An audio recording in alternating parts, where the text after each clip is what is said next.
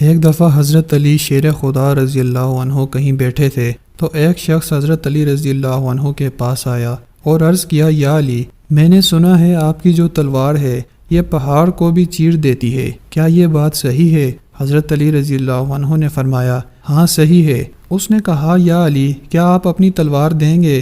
میں آزما کر دیکھنا چاہتا ہوں۔ حضرت علی رضی اللہ عنہ نے اپنی تلوار دے دی۔ اس شخص نے تلوار زور سے زمین پر ماری لیکن کچھ نہیں ہوا تو کہنے لگا، یا علی، آپ تو کہہ رہے تھے یہ پہاڑ توڑ دیتی ہے لیکن یہ تو کچھ نہیں ہوا۔ حضرت علی رضی اللہ عنہ نے مسکراتے ہوئے کہا، میں نے تمہیں اپنی تلوار دی ہے، اپنا ہاتھ نہیں دیا۔ ذوالفقار تبھی ذوالفقار ہے جب علی کے ہاتھوں میں ہے، ورنہ یہ صرف لوہے کا ٹکڑا ہے اور کچھ نہیں۔ حضرت علی رضی اللہ عنہ نے فرمایا، مجھے عبادت میں دو چیزیں پسند ہیں، سرد موسم میں فجر کی نماز اور گرم موسم میں رمضان کے روزے۔ عبادت ایسے کرو جس سے روح کو مزہ آئے، کیونکہ جو عبادت دنیا میں مزہ نہ دے وہ آخرت میں کیا جزا دے گی۔